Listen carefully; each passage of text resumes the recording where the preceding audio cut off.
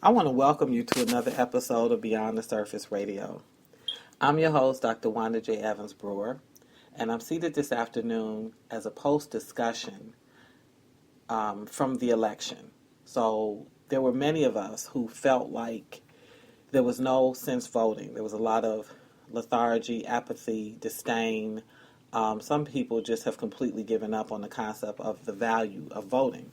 And so while I understand some of the negative perspectives taken on it, when you look at some of the suggested laws, and many of the laws that various Congress people, these are elected people, are suggesting, clearly, make it clear. We need to be woke, alert, involved.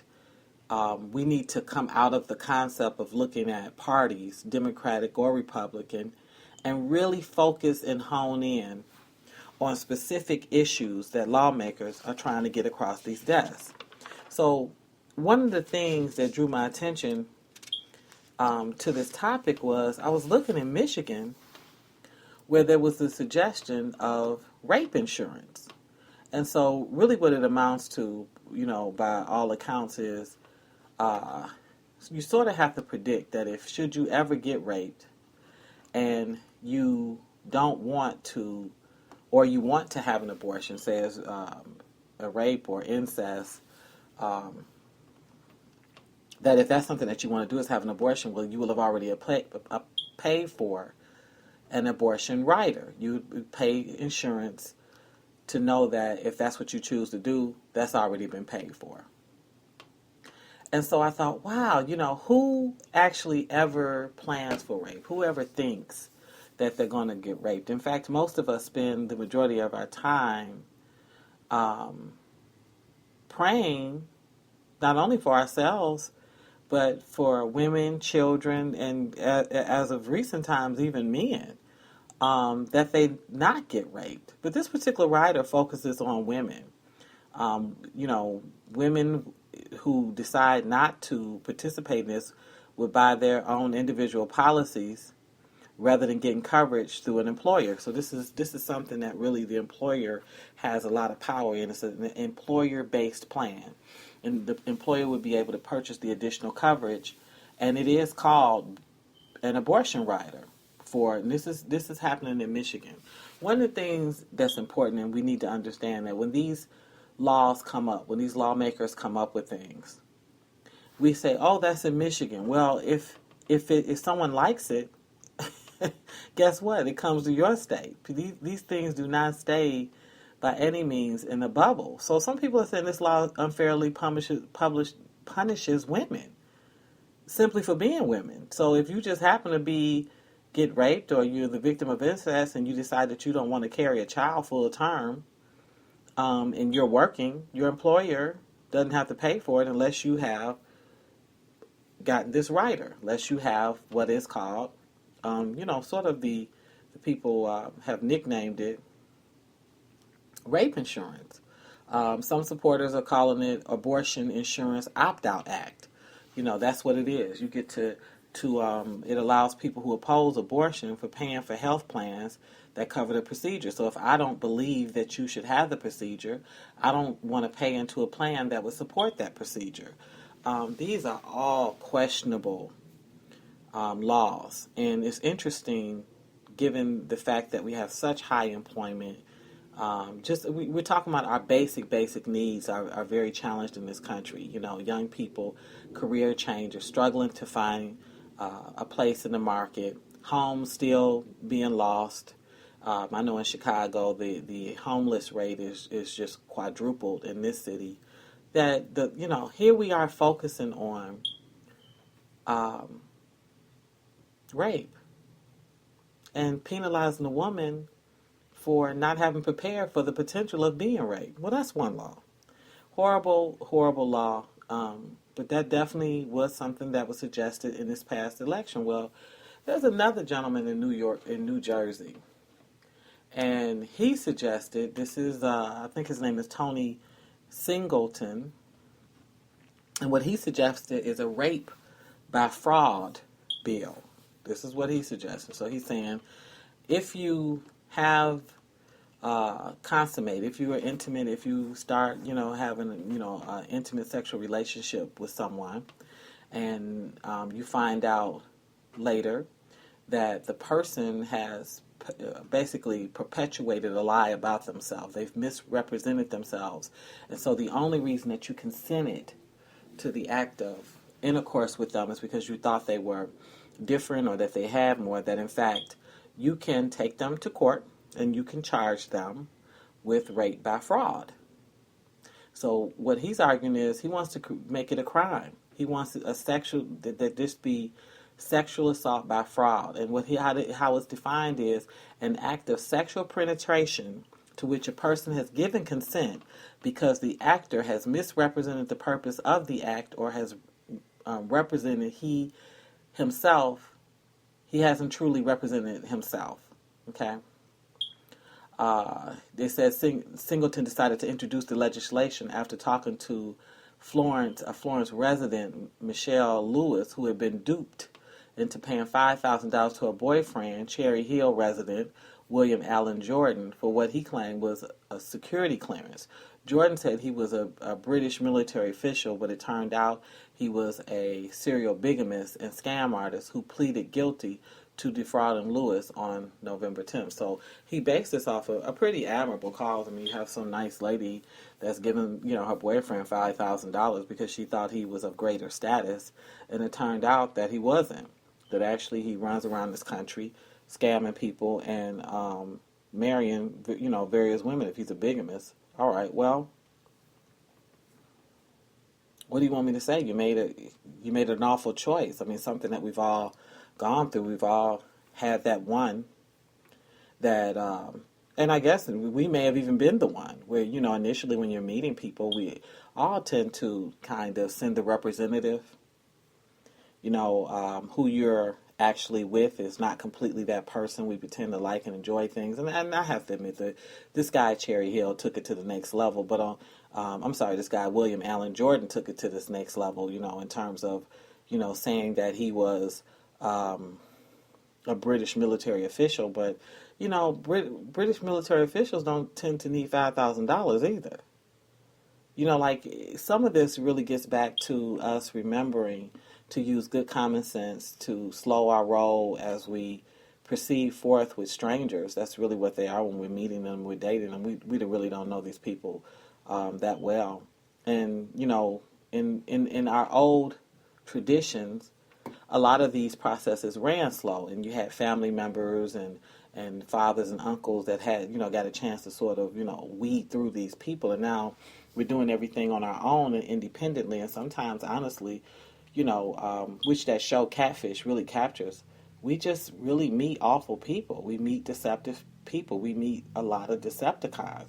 Nonetheless, this gentleman is taking up lawmakers' time by introducing this bill. I don't know how it's going to do.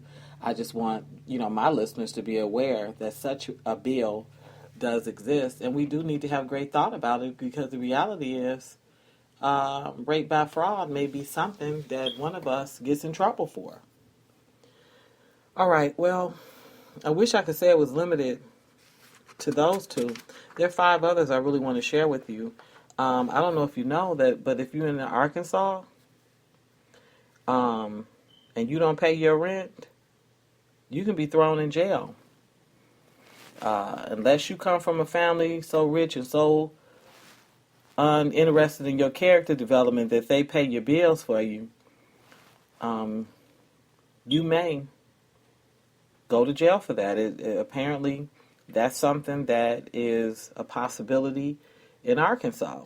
It says, according to the failure to vacate law, once you're late on your rent, landlords can give you 10 days to pay up, move out, or go to jail. And it's written so that there is no independent investigation to find out if the landlord is telling the truth, or if he's looking to fill your apartment with his buddy. Did you hear that? Failure to vacate law. They giving power to the landlords to give you 10 days to pay up, get out, or go to jail. This is a real issue in Arkansas. In Wisconsin, they're putting efforts in place to freeze the bank accounts of unemployed people. Do you hear me? If you are unemployed, Wisconsin wants the right to freeze your bank account. So really what that implies is, if you're unemployed, what you doing with a bank account? It says that, basically if legislators in Wisconsin can get away with it, they'll have the right to not only monitor your personal bank account if you accept unemployment, but they also can freeze your funds if they goof up in your payments. Not just your unemployment benefits, all your money, and cause you basically to lose everything. This is actually something that's being pushed in Wisconsin. I'm trying to remember the name for it. I'm not really seeing the name for it, but this doesn't sound good, people. Well, I did a whole podcast on Debtors Prison. The idea that if you're not paying your debt and you get summoned by the court and you don't appear before the court, that actually the Debtors Prison, which is something from medieval times, or you might have seen in a Charles Dickens movie, is back. That's right. For many, many states, they haven't used it, and the U.S. had canceled it out quite some time ago. In fact, the U.S. officially made Debtors Prison illegal in the 1830s. So here you have what essentially is an attempt of contempt of court that's resurfacing. They're actually trying to bring this back. Now, let me tell you who really, really is pushing for this Debtors Prison is payday loan. The very vermin, filth, scum that's posted up in poor communities, Title and Loan, these kind of companies where, the interest rates on the loans are so egregious that even when you're paying them, you're not denting anything. These are actually the people that are pushing for it. It says the ACLU found that Ohio is throwing people in jail for as little as $300, and they're doing it so much that in some areas 1 in 5 arrests are due to debts. People sit around and say you don't need to vote. They don't want to vote. They're not interested in voting. But these are the type of things that slide through, that when you're making these decisions, these are the type of things that will hurt you, hinder you directly, that you need to reconsider staying home. I don't know if you know that in Houston, you get punished for being homeless.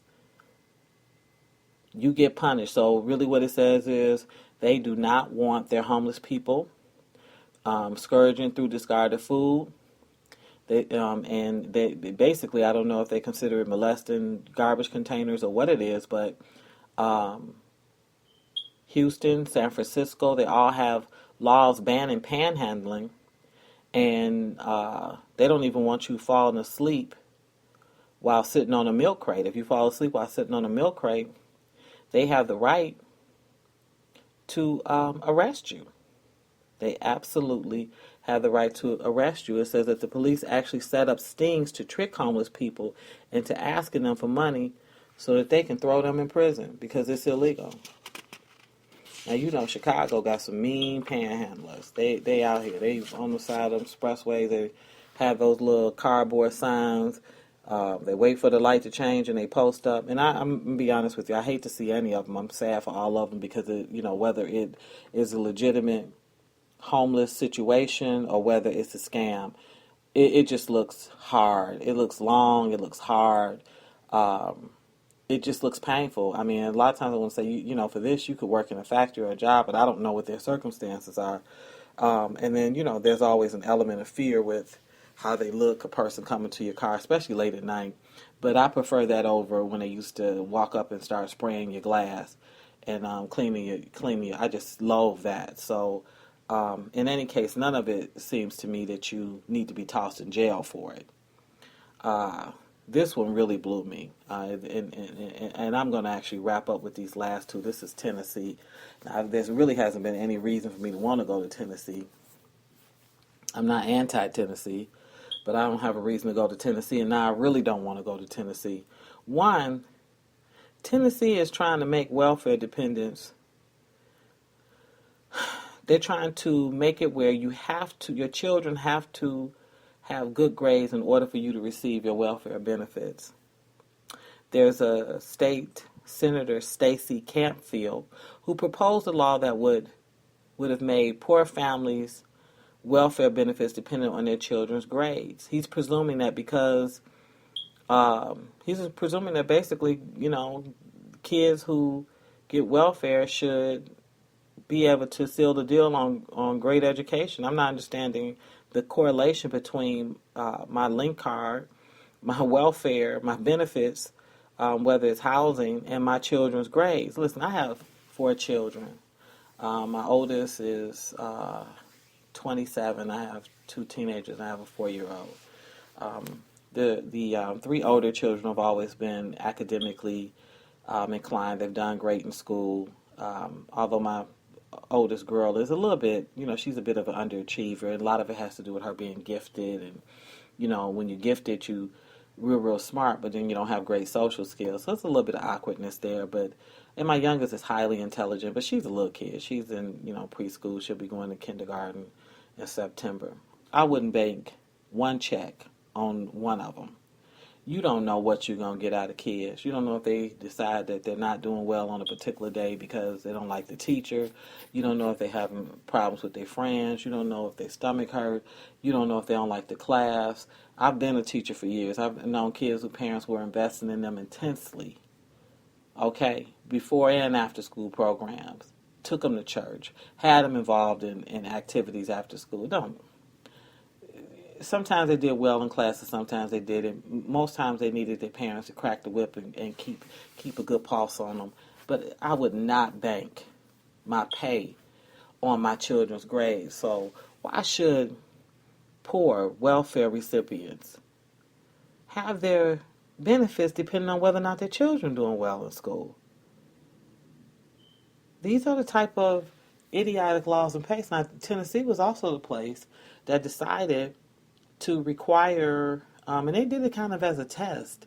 They were confident that many welfare recipients were drug addicts. So what they did was they had them do drops to see how many of them would show up. They did 800 people. It's like 800 people were given drops. They dropped them for marijuana. They were given drug screening. And of the 800 people, 3 people came back positive. And this is other states are trying to do this, where they're trying to require you to have to take a drug test in order to get your welfare benefits.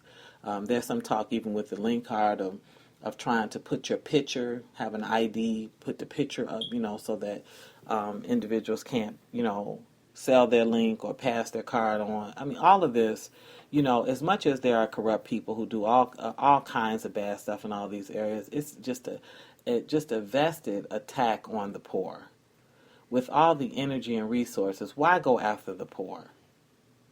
Why not offer opportunities for the poor to not need link cards, not need assisted living, not need low income, not need a medical card?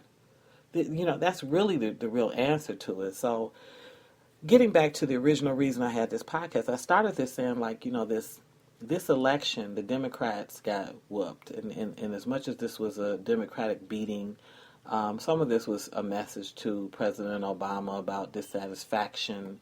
Some of it I thought was fair. You had many of the Democrats who rolled on his tail into the Oval Office, turned their backs on him. They didn't want to be seen with him.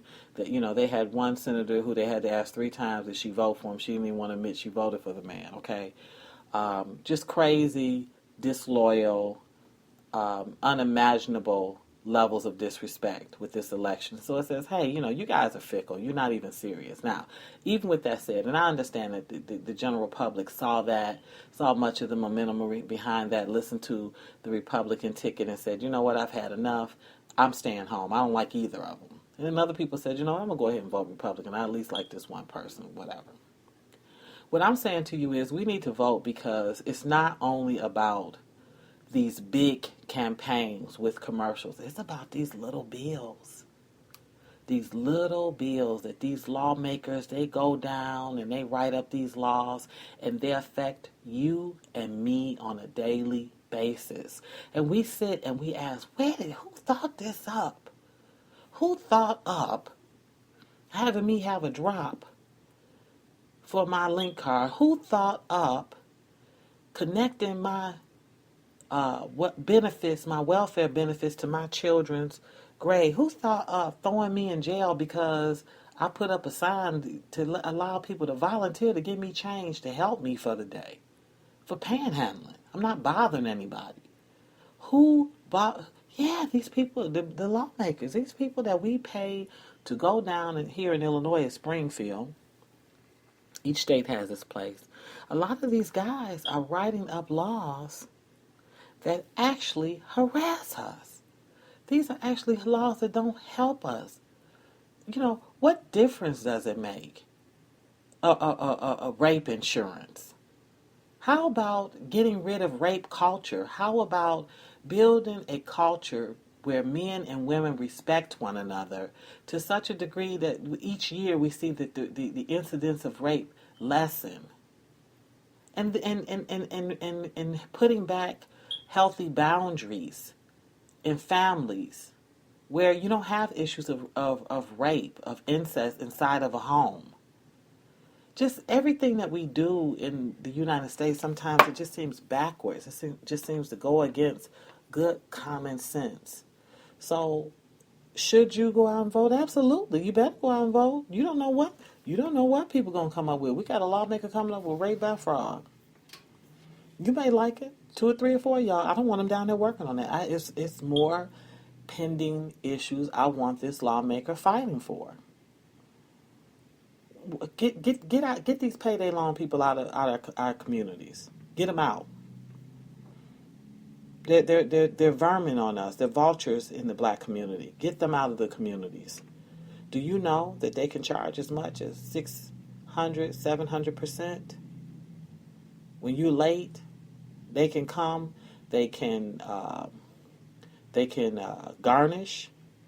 They can confiscate. They can literally come and get your car, take it.